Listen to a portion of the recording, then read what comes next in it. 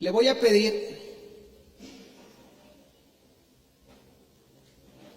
que abra su Biblia en el libro de Hechos y que vaya al capítulo 7 del libro de Hechos. Hoy quiero compartir con usted un mensaje titulado La presencia de Dios sobre tu vida. La presencia de Dios sobre tu vida. Un evento como tener la presencia de Dios sobre tu vida, o cuando alguien tiene la presencia de Dios sobre su vida, marca una gran diferencia en lo que va a suceder en la vida de esa persona. Y hoy lo vamos a ver. Y no tiene que ver con circunstancias favorables o adversas, tiene que ver con una verdad bien tremenda que cambia todo. La presencia de Dios sobre la vida de una persona.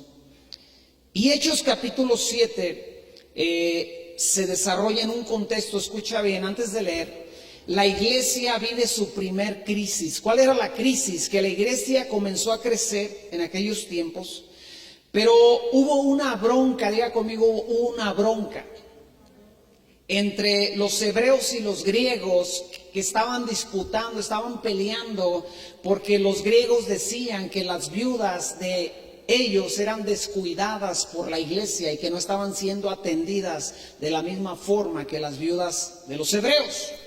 Porque la Biblia enseña que tenemos un compromiso como iglesia con aquellas viudas que tienen ciertas características y que reúnen ciertos requisitos. Y ellos vienen ante los apóstoles a quejarse. ¿Sabes qué? No están siendo parejos. Aquí hay mano negra, aquí hay preferencia, no sé qué tanto habrán alegado. Y la iglesia estaba en un crecimiento explosivo. Y la solución a dicho problema era que ellos tenían que encontrar, la indicación de los apóstoles era que ellos tenían que encontrar 7 varones de buen testimonio y llenos del Espíritu Santo. Solamente piden 2 características. En el currículum de esos hombres que venían a aportar una solución a la problemática, solamente pedían 2 requisitos. No pedían experiencia, no pedían edad, no pedían estado civil, no pedían economía, no pedían una buena preparación. Pedían 2 requisitos: que fueran de buen testimonio y que estuvieran llenos del Espíritu Santo. Y esta lista la encabeza un hombre llamado Esteban, y dice la Biblia que Esteban estaba lleno de gracia y de poder. No solamente tenía el Espíritu Santo y buen testimonio, sino que era un hombre lleno de gracia y de poder. Y Esteban comienza a hacer su labor de servir a la iglesia, pero en medio de esa labor empieza a hacer milagros y prodigios. Y entonces los griegos una vez más se enojan con él y se levantan en su contra, pero como no pueden contender con él, porque él era un hombre lleno del Espíritu Santo y tenía palabra de parte de Dios, entonces dicen: ¿cómo acabamos con la vida de este hombre? Y deciden inventar chismes, historias en contra de Esteban. Y llaman testigos falsos para llevarlo delante del concilio de los sacerdotes para que fuera acusado. Y Esteban es atacado, es acusado falsamente, pero se le da una oportunidad de defenderse. Le dicen: puedes hablar en tu defensa. Y Esteban hace algo muy diferente a lo que muchas veces uno hace cuando eres acusado, cuando eres señalado, cuando inventa la gente cosas de ti. Todos luego corremos a desmentir los hechos, ¿a poco no? Y ahí en Facebook publicamos: no es cierto lo que está diciendo esta vieja desgraciada, este infeliz, y suben fotos y se empiezan a pelear. Ahí luego te das cuenta de las broncas, ¿no? Yo no soy de meterme al Facebook más que para checar aquí la página de la iglesia y esas cosas, pero luego te enteras de las broncas que traen porque suben sus amarguras, sus publicaciones, ¿no? Esteban hizo algo muy diferente. Esteban comienza a presentar su defensa contando la historia de su pueblo, de su nación, de su linaje.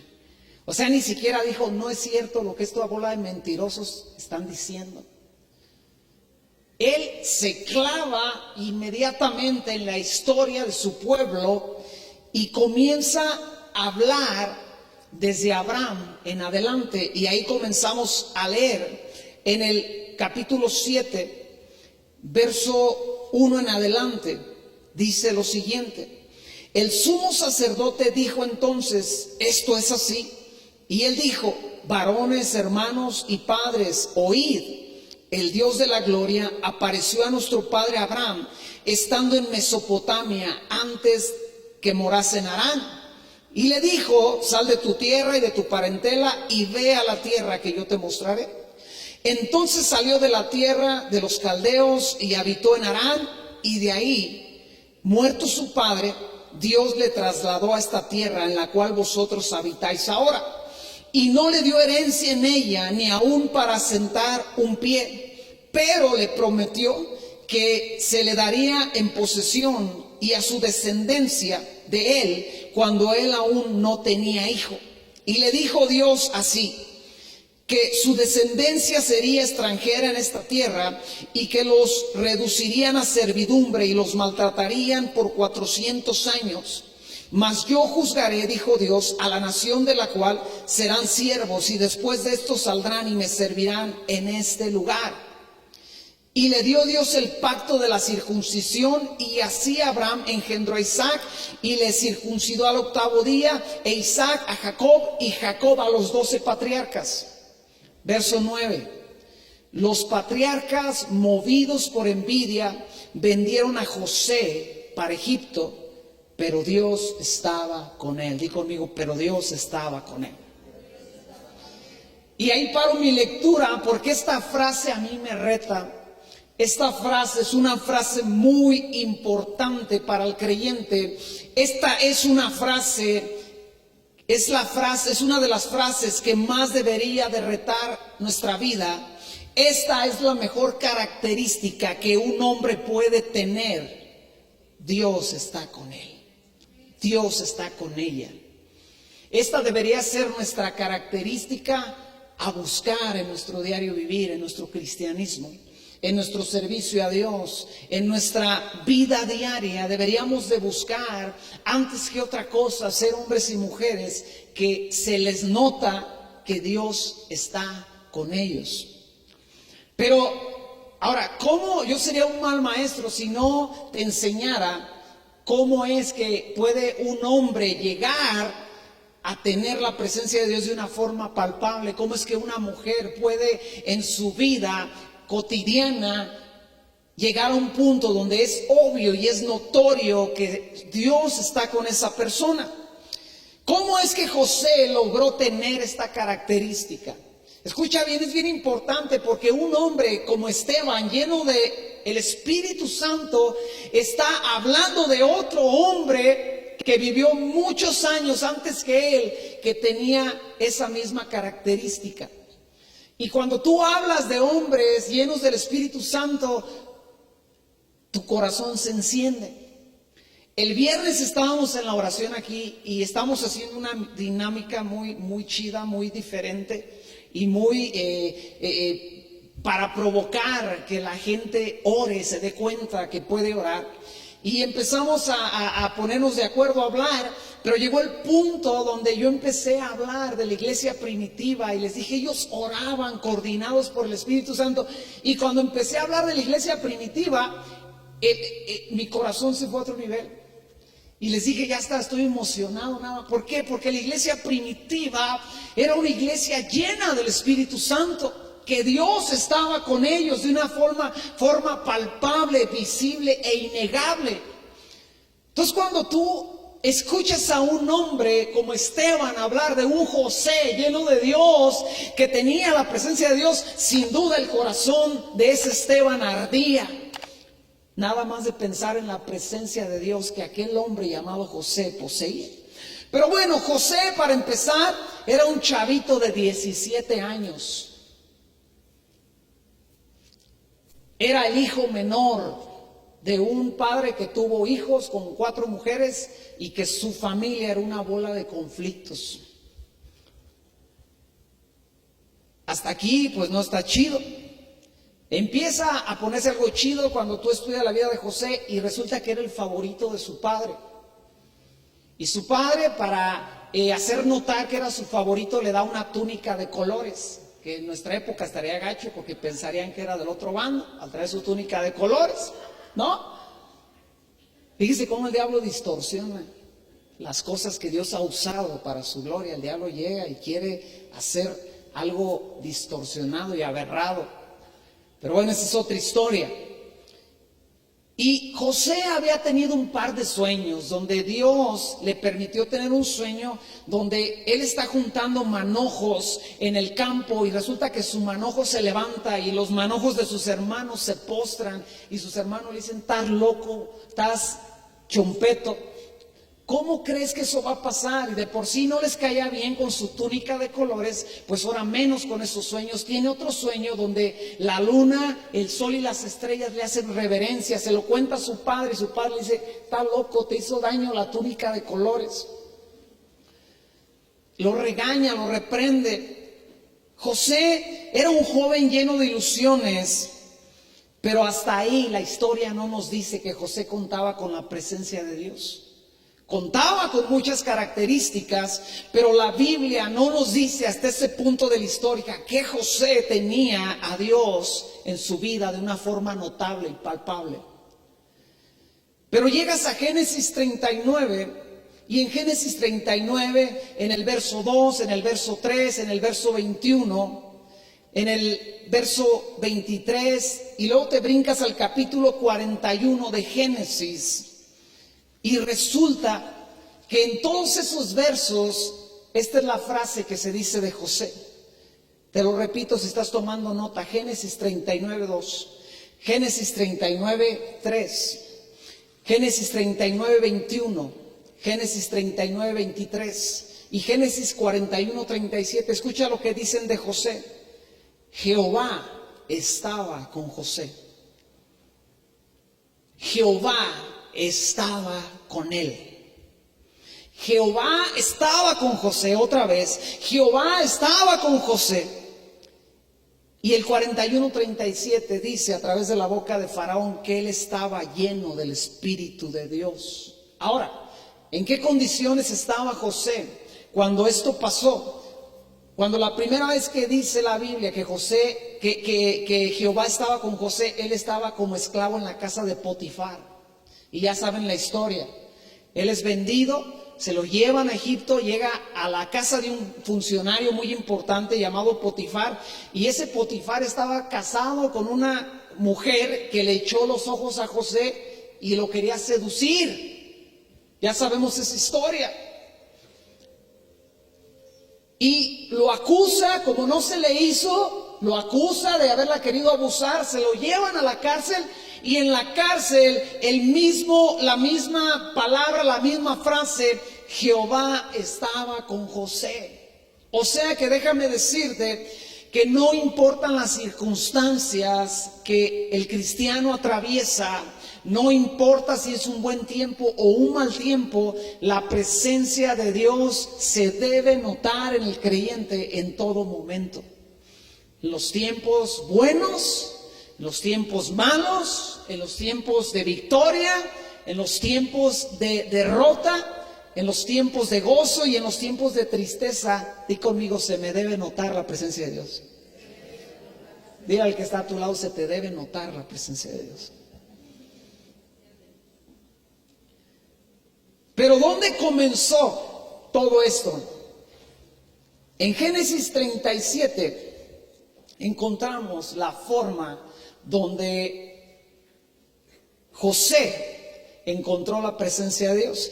Capítulo 37, verso 15 en adelante, dice lo siguiente: y lo halló un hombre. Su padre lo había mandado a buscar a sus hermanos, aquellos que lo odiaban y lo aborrecían. Y lo manda: ve, búscalos para ver cómo están y tráeme recado de ellos, porque ellos estaban pastoreando las ovejas. Y él va y él sale en la encomienda a ese trabajo, a esa tarea que le hace su padre. Y en el verso 15 dice: y lo halló un hombre andando él errante. Di conmigo: errante. por el campo y le preguntó a aquel hombre diciendo: ¿qué buscas?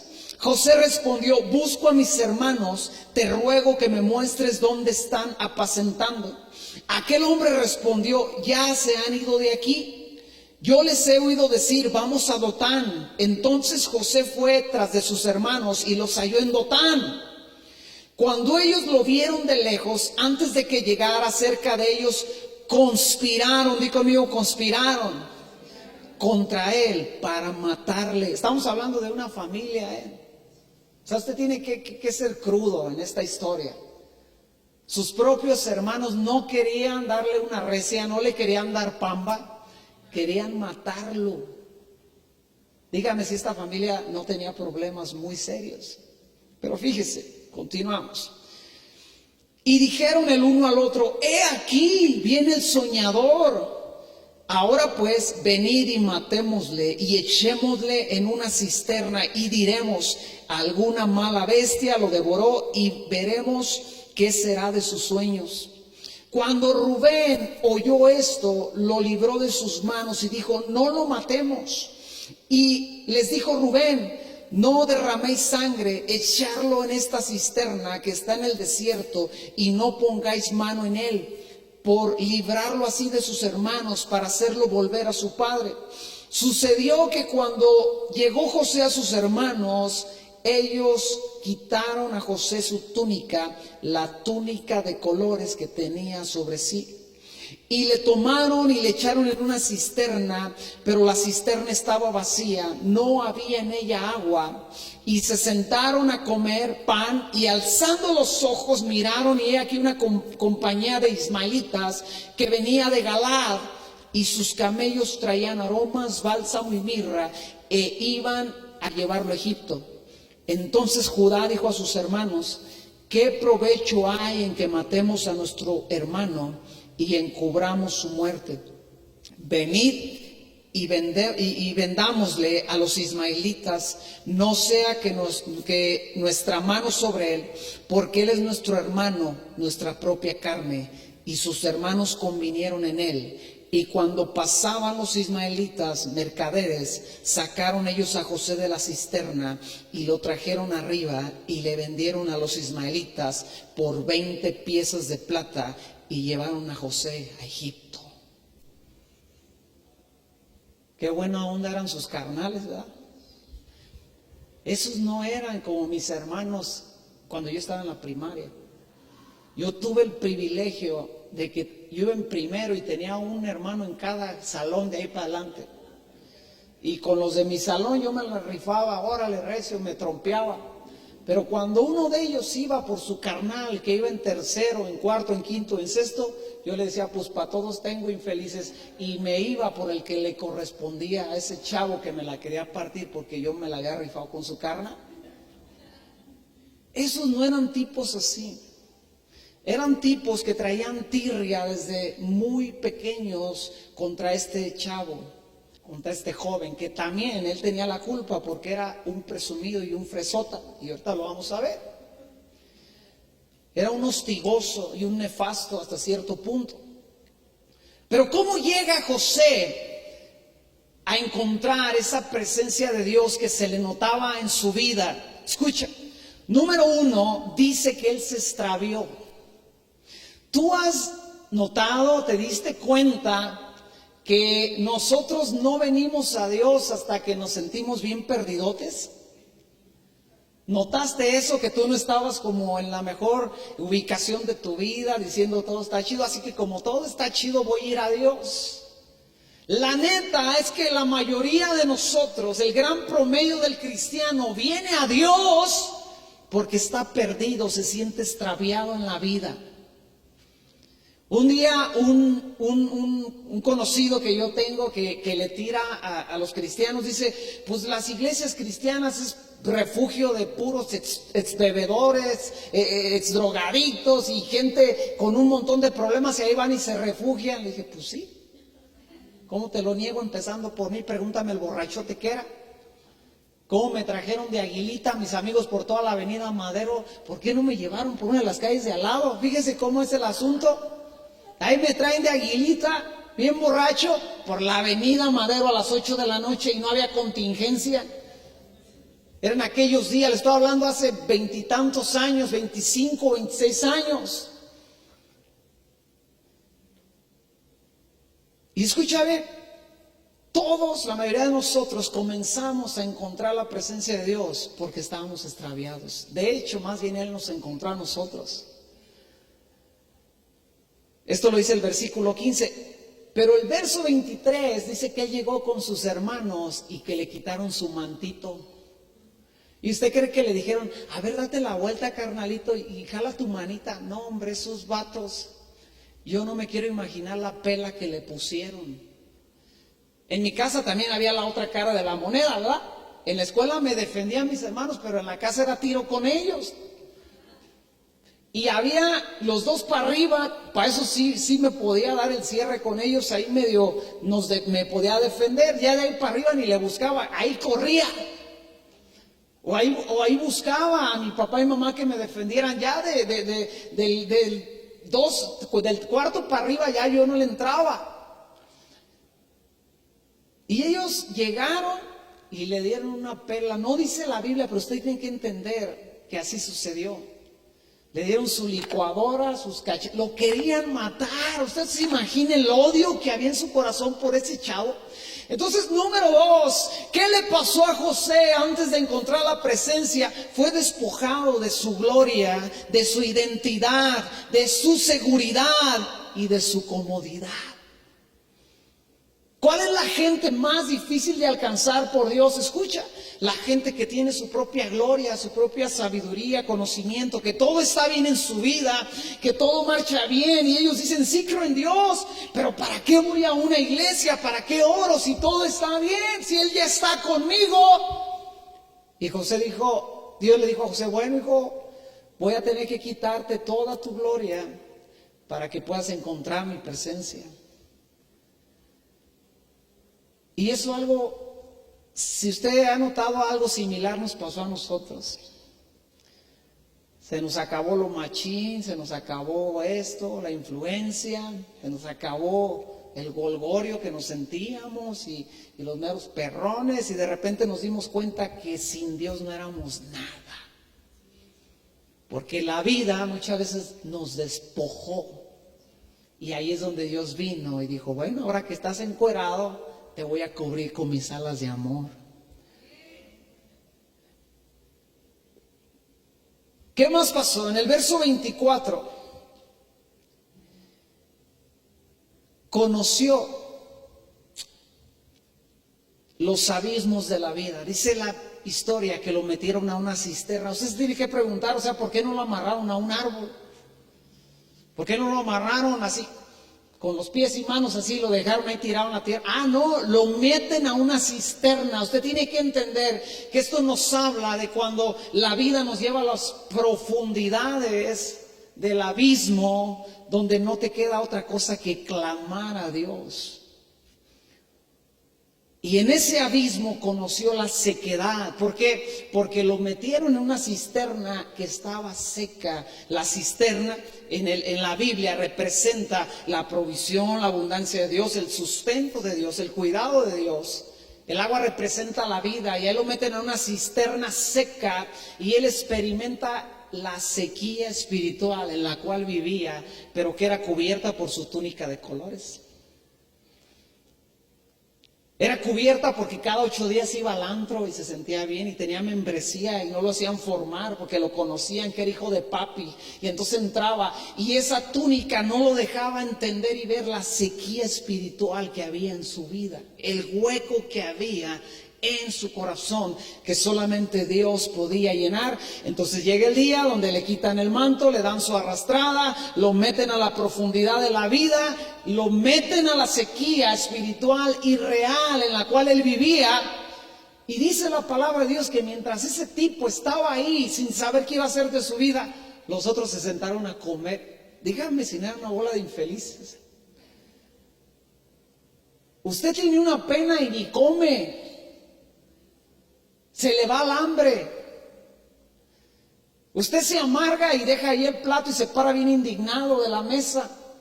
Estos vatos se sentaron a comer con su hermano ahí, ya para darle chicharrón. Ellos estaban comiendo pan y a él iban a dar chicharrón. Pero escucha, hay una parte que podemos leer y no percibir y no entender lo que pasó. ¿Y dónde es donde José adquiere la presencia de Dios? Ya tenía el linaje de un hombre con promesa ciertamente, pero la promesa de Dios, la presencia de Dios sobre su vida no estaba. Y dice la Biblia que en un solo día José, esto es lo que sucedió, en un solo día José conoció lo que era ser despojado de las cosas vanas que te puede dar el mundo. Y ahí en esa cisterna se dio cuenta de su pobreza espiritual y su mundo de fantasía se derrumbó en un instante. Escucha, se murió el niño fresa. Ya no le cantaron que qué va a querer el niño fresa. Su única opción en esa cisterna era clamar a Dios. Él tenía, escucha bien, tuvo que estar quebrantado en aquella cisterna. Escucha, tuvo que orar sin duda desesperadamente. Porque estaba ahí y sabía que sus hermanos lo tenían ahí simplemente esperando la hora de matarle.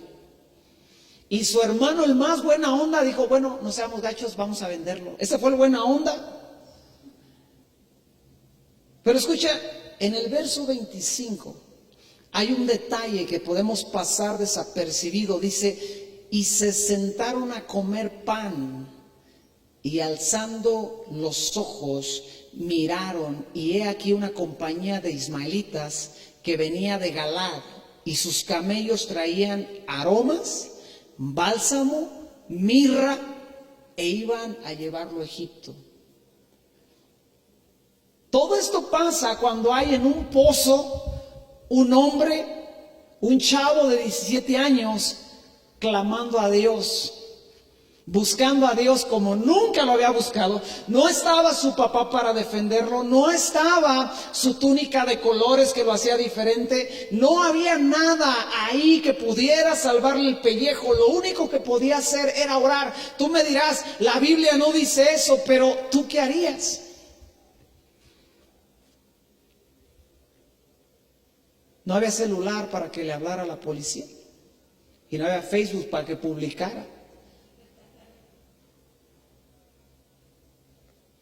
Y sin duda, él clamó a Dios.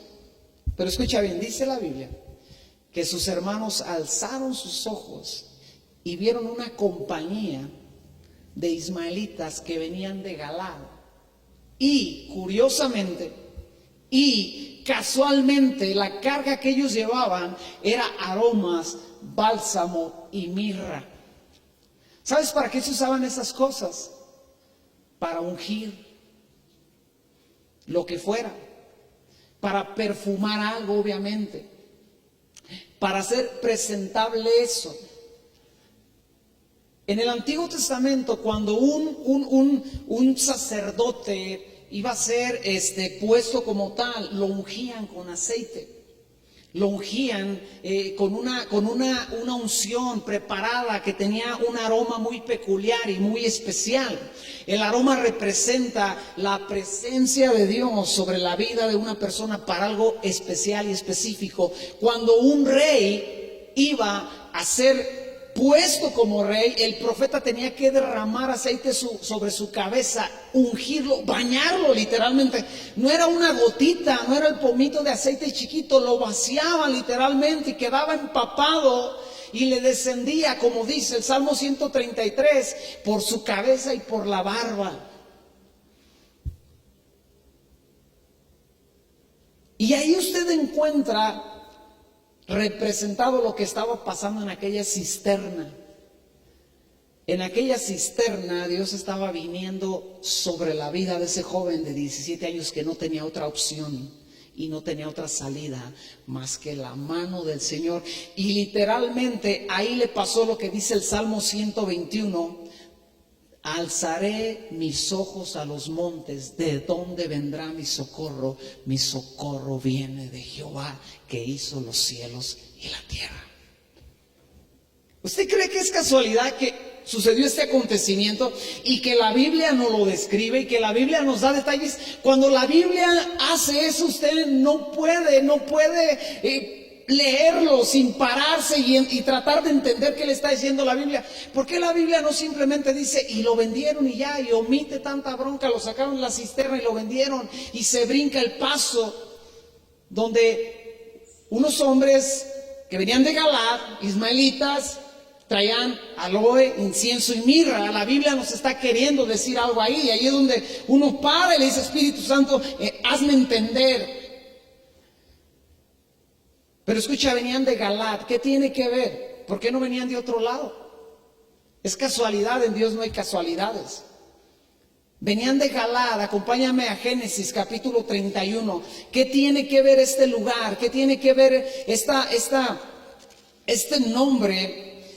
En el verso 36 de capítulo 31, Dios nos habla de ese lugar llamado Galaad. Capítulo 31, verso 36. Dice, nos estamos regresando en la historia que vivió el padre de José. Dice, entonces Jacob se enojó y riñó con Labán. Labán era el suegro de Jacob. Y respondió Jacob y dijo a Labán: ¿qué transgresión es la mía? ¿Cuál es mi pecado para que con tanto ardor hayas venido en mi presencia? Pues has buscado en todas mis cosas y has hallado de todos los enseres de tu casa. Ponlo aquí delante de mis hermanos y de los tuyos, y juzguen entre nosotros. Estos 20 años he estado contigo. Tus ovejas, tus cabras nunca abortaron, ni yo comí carnero de tus ovejas. Nunca te traje lo arrebatado por las fieras, yo pagaba el daño. Lo hurtado así de día como de noche, a mí me lo cobrabas. De día me consumía el calor y de noche la helada, y el sueño huía de mis ojos. Así he estado 20 años en tu casa, 14 años te serví por tus 2 hijas y 6 años por tu ganado. Has cambiado mi salario 10 veces. Y el 42, escucha lo que dice el padre de José. Si el Dios de mi padre, Dios de Abraham y temor de Isaac, no estuviera conmigo, de cierto me enviarías ahora con las manos vacías. Pero Dios vio mi aflicción y el trabajo de mis manos y te reprendió anoche. Respondió Labán y dijo a Jacob: las hijas son hijas mías y los hijos hijos míos son, y las ovejas son mis ovejas, y tú y todo lo que tú ves es mío. ¿Y qué puedo hacer yo a estas mis hijas y a sus hijos que han dado a luz? Ven pues ahora, y hagamos pacto tú y yo, y sea por testimonio entre nosotros dos. Entonces Jacob tomó una piedra y la levantó por señal, y dijo Jacob a sus hermanos: recoger piedras, y tomaron piedras e hicieron un majano y comieron ahí sobre aquel majano, y lo llamó Labán Jegar Saduta, y lo llamó Jacob Galaad. ¿De dónde venían los ismaelitas? Escucha bien, venían de un lugar que representaba un pacto que el padre de José, que Jacob, había hecho con su suegro. Y donde Jacob le dijo a su suegro: la diferencia entre tú y yo es que Dios está conmigo. Todo esto está pasando, tienes que entender, todo esto está pasando mientras hay un mocoso de 17 años en una cisterna que ya no tiene esperanza. ¿Y dónde vino la presencia de Dios a ese joven en medio de un clamor, en medio de una situación donde no le quedaba otra más que buscar a Dios y su única esperanza era Dios? Y la siguiente vez que tú encuentras a José, lo encuentras en Egipto, pero lo primero que dicen en Egipto de él es que Dios estaba con él. Esto no es solamente sino una sombra, una figura de lo que le pasa a cada creyente. Cada creyente estaba perdido en la vida, estaba extraviado, la vida le mostró lo vulnerable y nos mostró que no éramos diferentes a nadie más, que aunque tal vez nos sentíamos, como dijo el de las paletas, la máxima tentación, no éramos la máxima tentación, éramos simples mortales, que una enfermedad podía acabar con ellos, que un accidente podía acabar con ellos, que el matrimonio en un instante se podía desbaratar, que nuestra vida, nuestra comodidad económica en un instante se podía venir abajo. Y entonces el creyente clamó en esa condición. Y entonces Dios vino a su vida. ¿Por qué vino a su vida? Porque ese creyente le fue en determinado momento anunciado, le fue evangelizado, le fue enseñado la obra de Cristo en aquel monte, en aquella cruz, en aquella señal que representa el pago de los pecados para todo aquel que viene a clamar delante de Dios. Y tú y yo como creyentes no tenemos un montón de piedras a donde recordar y a donde regresarnos. Tenemos un hecho, el hecho más grande que ha sucedido para el ser humano. El Hijo de Dios murió en una cruz para derramar su sangre, y que tú y yo a la hora de clamar a Él, esa sangre nos lavó, nos limpió, quitó nuestra culpa, quitó nuestro pecado, cambió nuestra condición y nos dio la justicia que necesitamos delante de Dios. Dáselo fuerte. O sea, el padre de José, Jacob, hizo un pacto con su suegro y eso benefició a José. Bueno, mi Padre Celestial en aquel monte hizo un pacto a través de su Hijo, a través de la sangre de Cristo, con toda la humanidad. Y ese pacto, en ese pacto entré yo el día que vine a los pies del Señor. Ahora, yo no vi pasar una compañía de hombres, de mercaderes que llevaban incienso y mirra y aromas, sino que cuando acepté al Señor, dice la palabra de Dios, que entonces el Espíritu Santo, Dios te sella con el Espíritu Santo, que Dios te da el Espíritu sin medida. Entonces ese aceite, ese aroma viene a través del Espíritu Santo a mi vida, y entonces yo salgo de esa cisterna. Entonces tú saliste de esa cisterna y tal vez tu vida seguía siendo difícil, pero lo que tiene que pasar es que la historia diga: Dios estaba con él. Lo que tienen que oír tus hijos, tus nietos, tus bisnietos, cuando tu historia se cuente, es que digan: Dios estaba con tu abuelo. La presencia de Dios se le notaba a tu abuelo. No solamente fue un buen trabajador, no solamente fue un buen cristiano, no solamente sirvió a la iglesia, no solamente fue un buen esposo, no solamente fue un padre. Sabes, hijo, tu abuelo tenía la característica más notable en su vida, era que todos sabíamos que Dios estaba con él.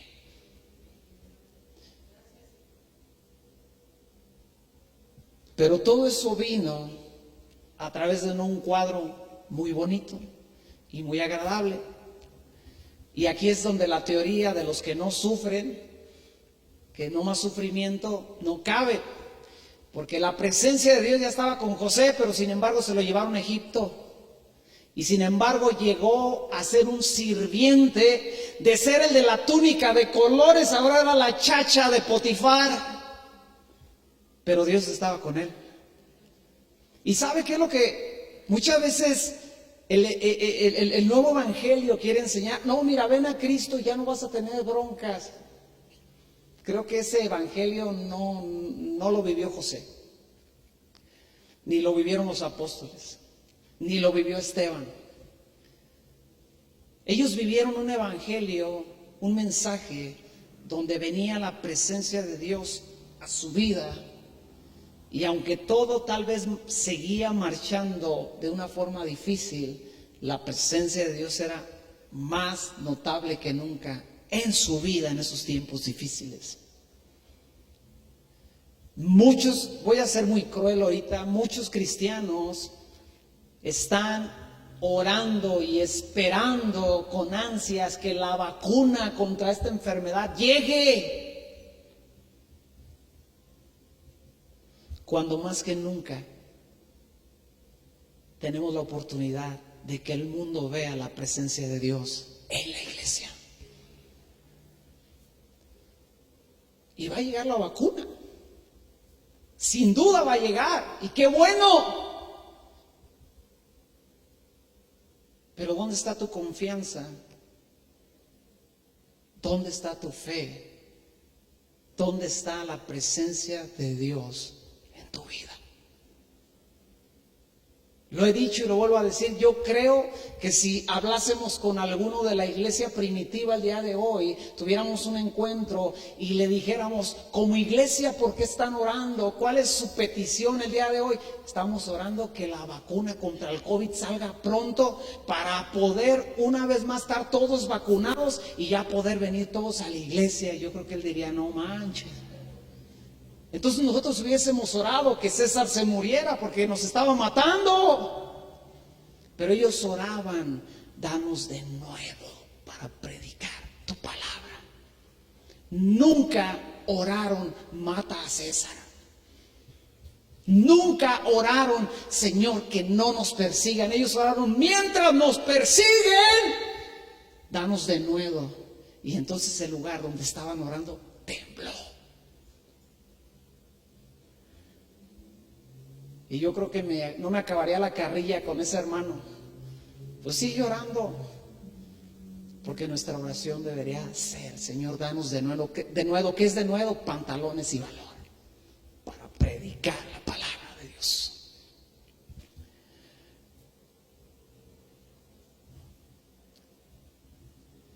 ¿Qué tiene que ver esto con nosotros? Ya te lo dije, nosotros podemos apuntar a un evento, a un pacto. Juan capítulo 14, 23 dice, Jesús hablando, dice, el que me ama, mi palabra guardará, y mi Padre le amará. Y escucha bien lo que dijo, escucha bien la promesa. Juan 14, 23, escucha las palabras de Jesús. Y vendremos a Él y haremos morada con Él. Son palabras de Jesús, te lo repito, Jesús dijo en Juan 14, 23, el que me ama, mi palabra guardará, y mi Padre le amará, y vendré a Él, y haremos morada con Él. No dijo a los 12 apóstoles, no dijo a los de esa generación, dijo a los que me amen, a los que me aman, yo vendré con mi Padre y haremos morada con Él. Yo te pregunto el día de hoy, ¿hay alguien aquí que ame a Dios? No, como que no, ¿cómo? Me voy a hacer como que borras eso del video, Beth, por favor. ¿Hay alguien aquí que ame a Dios? Entonces la consecuencia, si tú amas a Dios, es que Dios, el Padre, Cristo, el Espíritu Santo vienen a morar contigo. La palabra morar, ahí te va.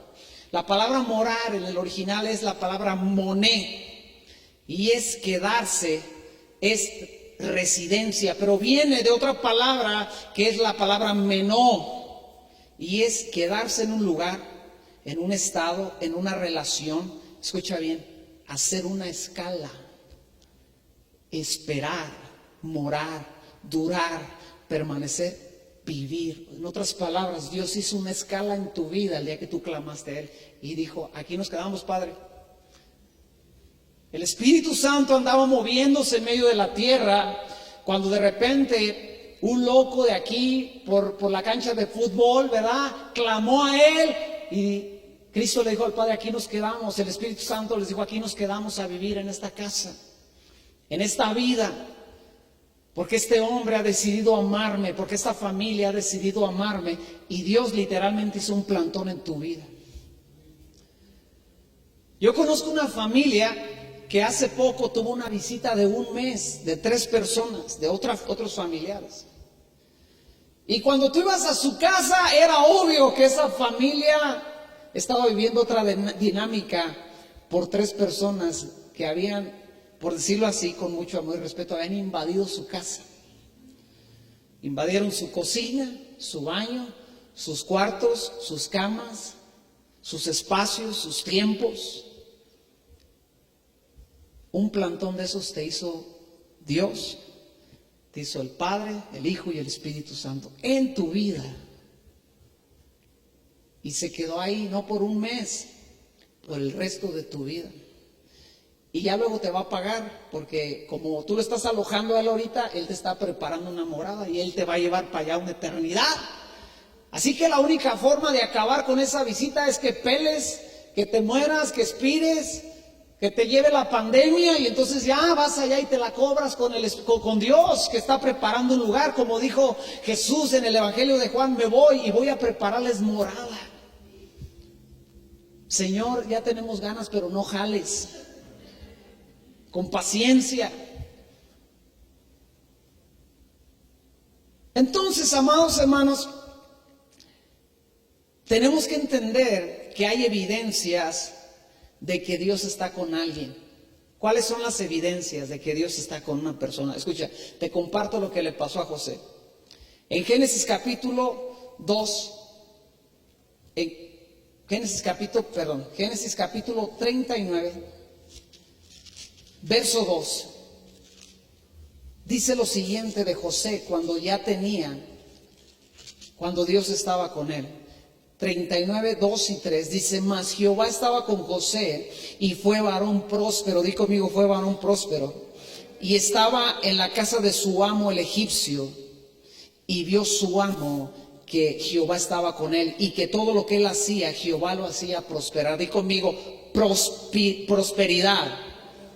Es una evidencia o un fruto de alguien que tiene a Dios en su vida. Pero no te estoy hablando del evangelio de la prosperidad, donde te dicen, ven y échale un billete aquí y Dios te va a multiplicar y la casa de tus sueños y tus problemas se van a acabar y el carro que quieres se te va. No te estoy hablando de ese evangelio de la prosperidad que carece de fundamento bíblico. Escucha, la palabra prosperar, en el hebreo la palabra saleach. Está muy difícil esa palabra, hasta se te sale un gargajo cuando la quieres pronunciar. Y quiere decir, escucha bien, empujar hacia adelante, acometer, quiere decir bueno, éxito, lograr, ser bueno, quiere decir servir. Alguien que tiene a Dios en su vida, Dios le empieza a empujar en todo lo que Dios lo ha llamado a hacer. Te llamó a ser un buen padre, pues ¿quién crees que te va a empujar a ser un buen padre? Dios, porque vino a tu vida, se te plantó en tu casa, ahora está contigo y dice, no puedes seguir siendo el mismo pasguato que eras antes de que yo viniera a tu vida. Así que te empieza a empujar a la santidad, a la paciencia, al amor, a la fidelidad, a la constancia, al trabajo, a los frutos que da el Espíritu Santo en la vida de alguien. Y de repente, por cuestiones de la vida, tú tienes que emprender un negocio para sustentar a tu familia. ¿Y quién crees que lo emprende contigo? El Espíritu Santo. Y entonces te empieza a empujar. Órale, échale ganas. Yo estoy contigo. Abre más temprano. Te doy esta estrategia. Mira, tienes que hacer esto. Te doy esta idea. Y entonces tu negocio comienza a tener éxito. Pero no porque echaste el billete de a 200 en la canasta de aquel que predica el evangelio de la prosperidad, sino porque Dios está contigo. Yo puedo llevarte a hace 7 años que esta iglesia comenzó y te puedo narrar tantas veces que Dios nos pateó para que avanzáramos y creciéramos. Te platico una. Teníamos nuestro pequeño equipo de sonido y Íbamos comenzando una iglesia pequeña, una iglesia con sueños, con ilusiones, con anhelos. Pues un día llegamos y por X razón no había nada de equipo de audio, no había micrófono, ese día no había una guitarra. Nos tocó cantar a capela aquel día y predicar a capela. Y no hubo las bocinas, no hubo el sonido surroom, no hubo consola, que a ver, quítame los gargajos, aquí muévele, ecualízame bien, no hubo nada de eso. Pero a partir de ahí fue empujón tras empujón del Espíritu Santo, empujón tras empujón de Dios, a crecer y a avanzar y a mejorar. ¿Por qué? Porque cuando Dios está con una congregación, esa congregación tiene éxito. Avanza y crece, aunque sea paso a pasito, aunque el Espíritu Santo te haga avanzar 3 pasos y tú te regreses 2 en el desánimo, pero avanzaste 1 por lo menos. Cuando Dios está con alguien, esa persona va a crecer. Esa persona va a avanzar. En la misma cárcel, pregúntele a José. José llegó a la casa de Potifar y acabó siendo el jefe de todos. Llegó a la cárcel injustamente también y acabó siendo el jefe de los presos porque era bien buena onda, porque tenía influencias, por su túnica de colores. Dígame, ¿dónde estaba la túnica de colores? Qué bueno que no llegó con esa túnica a la cárcel, si no le hubiera ido mal. Hubiera sido la chica de alguien. Número 2, Génesis 39. Verso 21 vuelve a decir, pero Jehová estaba con José y le extendió su misericordia y le dio gracia en los ojos del jefe de la cárcel. ¿Cuál es la característica número 2 que alguien tiene con la presencia de Dios sobre su vida? Es un hombre, una mujer lleno de misericordia. Se le mueve el corazón. Ve una necesidad y le mueve. No solamente está lleno de misericordia de Dios para su vida, esa misma misericordia alcanza a otros y aprende a amar, aprende a perdonar, aprende a dar oportunidades, aprende a creer en la gente que ya nadie cree tal vez, aunque tal vez esa gente le vuelve a fallar como le ha fallado a otros, pero finalmente porque Dios está en su vida, es un hombre, una mujer que sigue extendiendo misericordia. Y cuando la naturaleza humana dice, ya pateale el trasero a esta persona y mándalo a la fregada, el Espíritu Santo dice, ten misericordia. Pero también tiene gracia delante de la gente. ¿Cuántas historias conozco yo de hombres que en medio de una puerta cerrada, imposible de abrir, ellos van a buscar, obviamente con el favor de Dios, que esa puerta se abra, y la puerta se abre y no se le ha abierto a ricos, no se le ha abierto a influyentes, a políticos y a un don nadie, que nomás lo único que tiene es que Dios está con él, se le abre la puerta de par en par.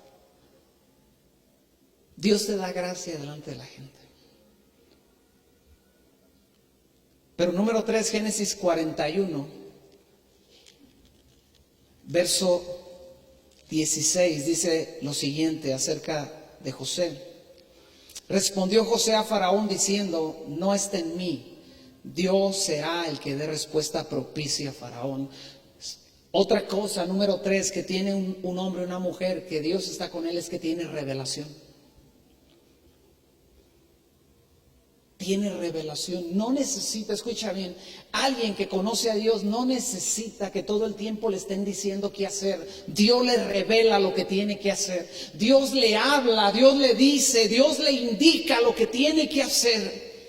No espera todo un protocolo para hacer las cosas que Dios ya le reveló que hay que hacer. No tiene que ir a un taller de perdón, no tiene que ir a un taller de 3 pasos sencillos para que logres perdonar a tu suegra. No tiene que ir a eso. Porque en determinado momento Dios, que le invadió la casa, que le invadió la chante, que le invadió los cuartos, le dice, sabes, tienes que perdonar.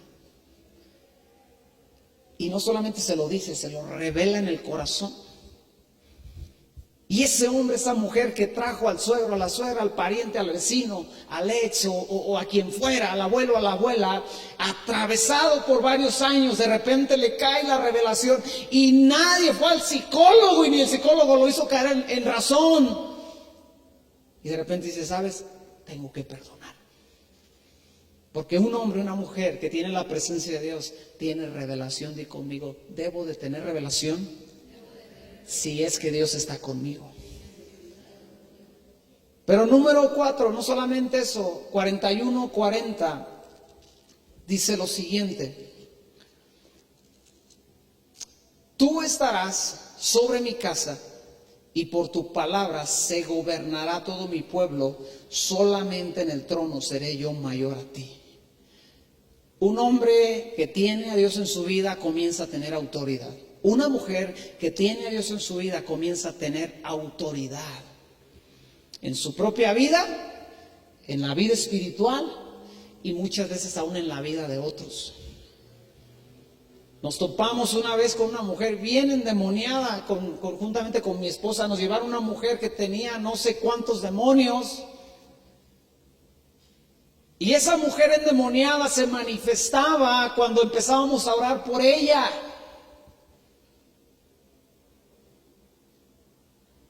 Y ahí no se ocupaba consejo, no se ocupaba sabiduría, se ocupaba autoridad de parte de Dios.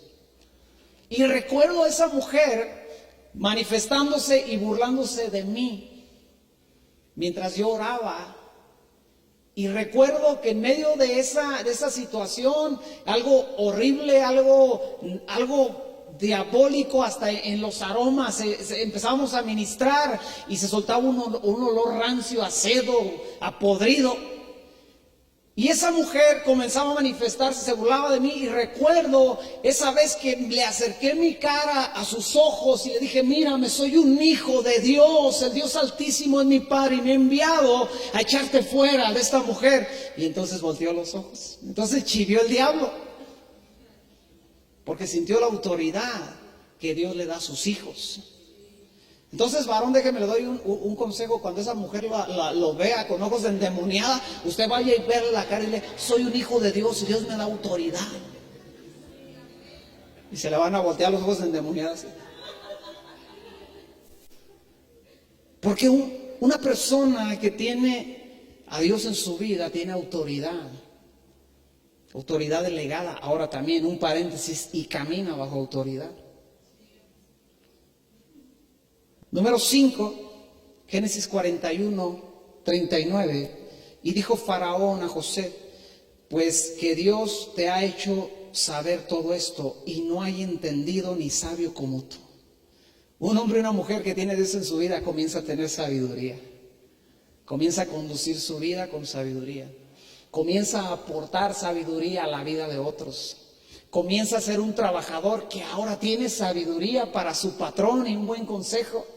Y en vez de ser un lastre, en vez de ser un estorbo para ese negocio, ahora él tiene algo que aportar a ese negocio. Y dice, oye patrón, ¿qué te parece si lo hacemos así? Porque se me hace una mejor idea, pero no es su experiencia, no es su sabiduría terrenal, no es su conocimiento. Muchas veces ni idea tiene, pero le viene ese conocimiento sobrenatural y aporta una buena idea.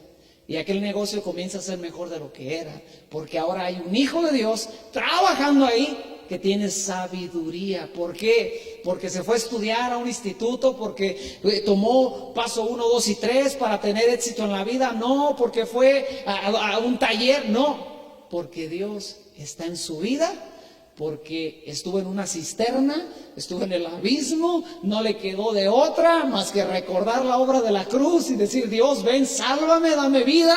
Y aunque su vida tal vez no se cambió mágicamente, aunque tal vez siguió batallando en medio del problema, en medio de la lucha, ahora tiene sabiduría para conducir su propia vida y ayudar a otros a caminar para Dios. ¡Aleluya! Yo le hubiera dado un aplauso a Dios. Ahora escucha bien. Nos volvemos a la historia de Esteban. Porque tristemente la historia de Esteban termina en que lo matan.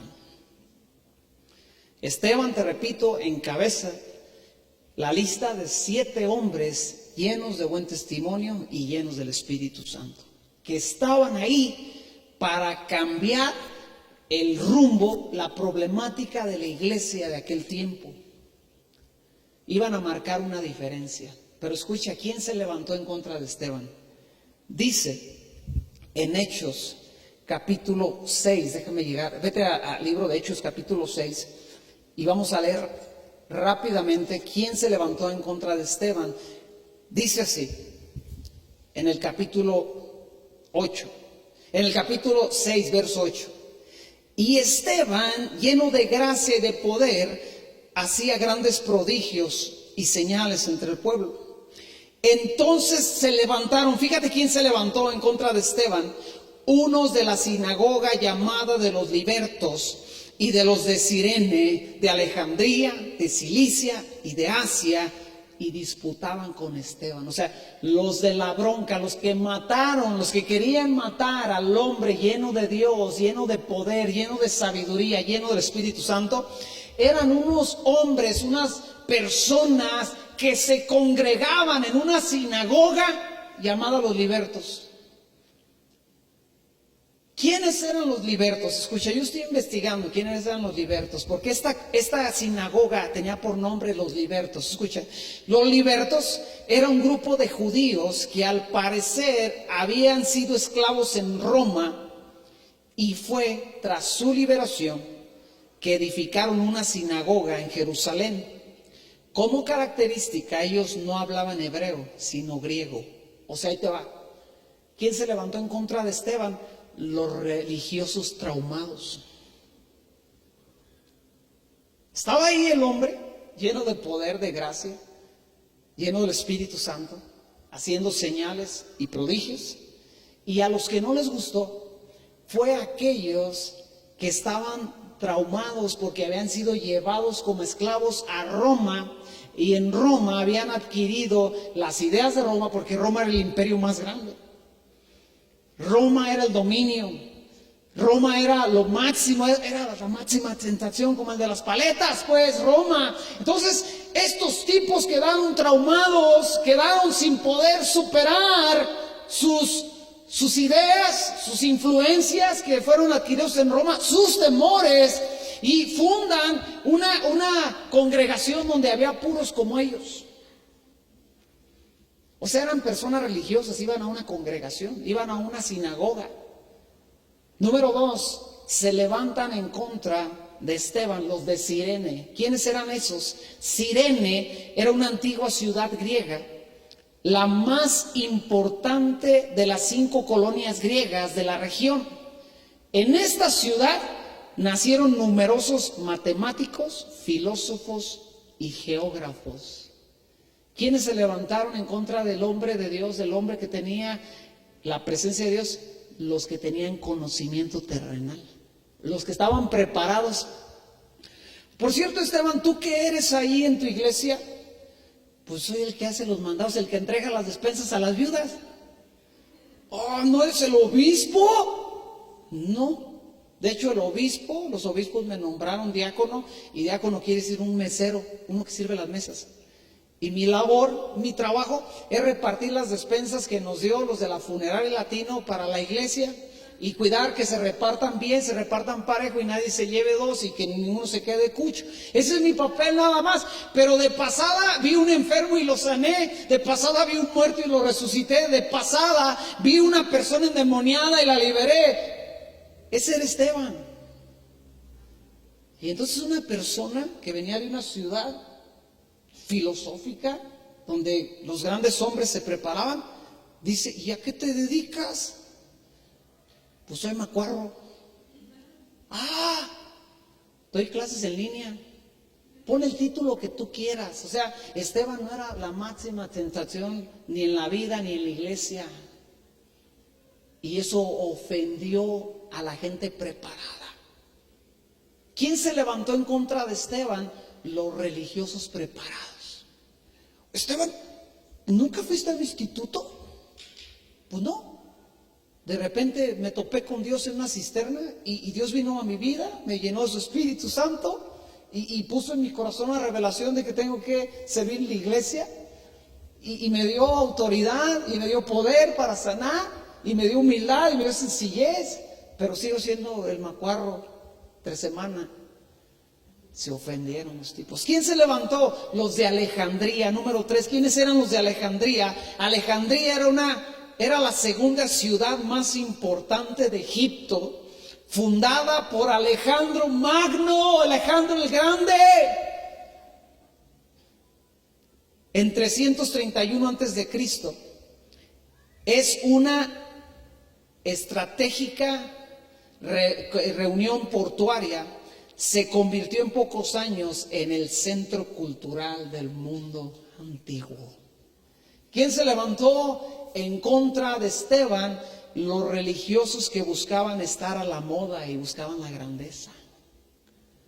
Hermanos, nos estamos quedando atrás porque en nuestro ministerio no hay humo y no hay luces. Y por eso no se siente la presencia de Dios y no me temen. Cuando ponen las luces, cuando echan el humo, yo siento que estoy en el cielo delante del trono de Dios. Necesitamos mejorar la imagen de la iglesia porque por eso la gente no nos ve en internet, pastor. Estamos quedándonos. El último grito de la moda dice que tenemos que hacer esto, que tenemos que tener una mega producción. Y entonces la gente de Morelia va a comenzar a ver sus predicaciones, pastor. Cortes esas greñas y esas barbas.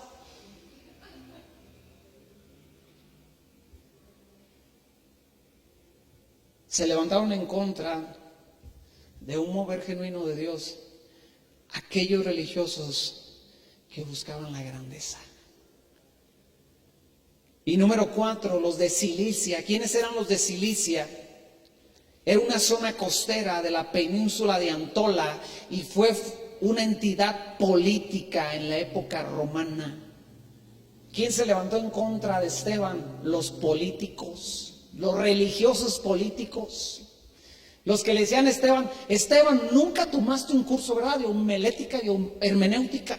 Se te ven tus discursos, Esteban, que no fuiste al instituto a recibir instrucción de homilética. Tus discursos son un desastre.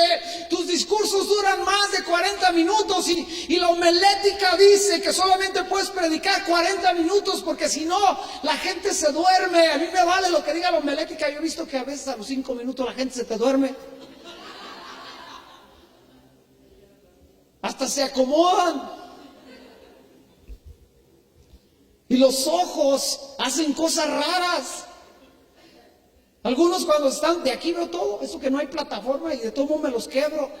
Así como usted ve y se le queda bien grabado los gestos que hago, cuando me equivoco, cuando tartamudeo, a mí se me queda bien grabado cómo se ve usted mientras estoy predicando. Algunos tuercen el ojo derecho como para arriba y el otro para abajo y usted está manifestando. Está durmiendo más bien. Otros se duermen y hasta como que hacen pucheros.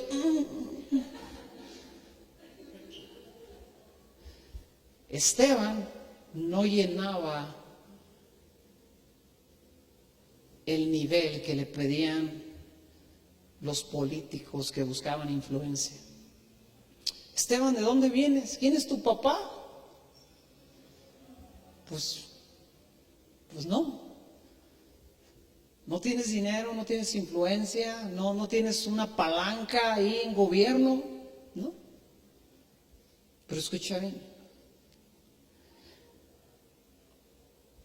Terminaron matándolo. Y Esteban, ahí, antes de morir, levantó sus manos y dijo, Señor, perdónalos. Antes de morir dijo, veo a sus ojos al cielo y dijo, veo al Hijo de Dios sentado a la diestra del Padre. En los últimos momentos de su vida tuvo revelación.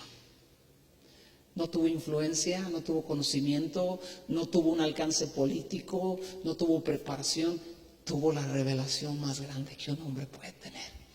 Cristo sentado a la diestra de Dios con poder y majestad.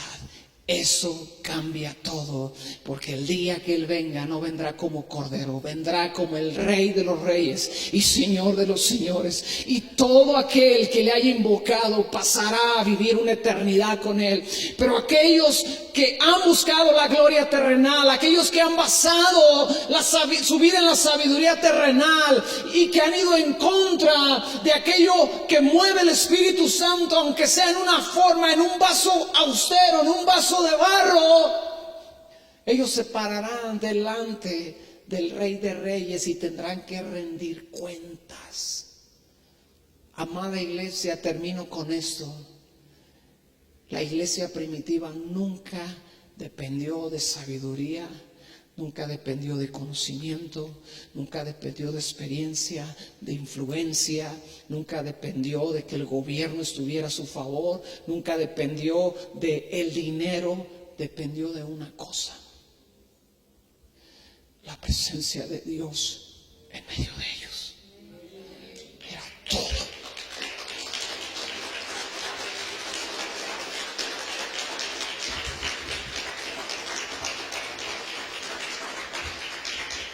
Pero ¿sabes qué nos están diciendo el día de hoy? Que como iglesia te tienes que preparar más y más, que debes de tener más herramientas, que debes de ir más a la moda, que debes de ir más a la vanguardia, que debes de hacer las cosas para que a la gente del mundo le guste la iglesia. El hermano Paul Washer hizo un comentario en una de sus predicaciones y dice lo siguiente: es como cuando un rey se va y le deja a la novia encargada a alguien y le dice: cuídala, voy a volver, cuida a la reina, cuida a mi esposa, cuida a la novia. Dice, y sin embargo esa persona que está encargada de la novia ve que la novia no es atractiva, la reina no representa, no apantalla al pueblo, la ven muy sencilla, la ven muy austera, la ven muy como una más del pueblo, y entonces él tiene una idea y dice: ya se le voy a cambiar los vestidos a la novia para que se vea más atractiva, para que llame la atención, le voy a cambiar los vestidos a la reina, y le empieza a cambiar el peinado, le empieza a cambiar el vestido, le empieza a proponer otro tipo de calzado y acaba vistiéndola como una prostituta. Y entonces cuando esa reina sale por las calles, entonces los hombres perversos y pecadores llenos de lascivia, entonces sí voltean a ver a la reina y le prestan toda la atención de su corazón, y entonces sí la desean.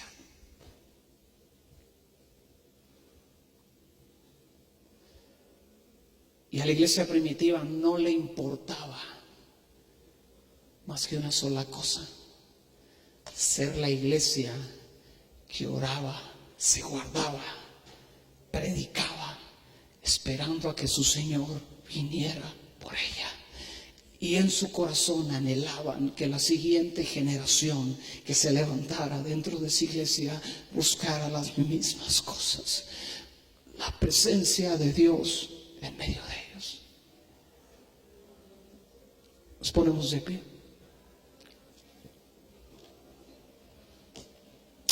A los que están en casa les damos las gracias por estar aquí siguiéndonos. A los que siguen esta transmisión, donde quiera que estés, Dios te bendiga, te amamos. La iglesia te manda un saludo. Si no has podido venir, te extrañamos y anhelamos el día en que podamos verte aquí en medio de nosotros. Nos vemos la siguiente semana.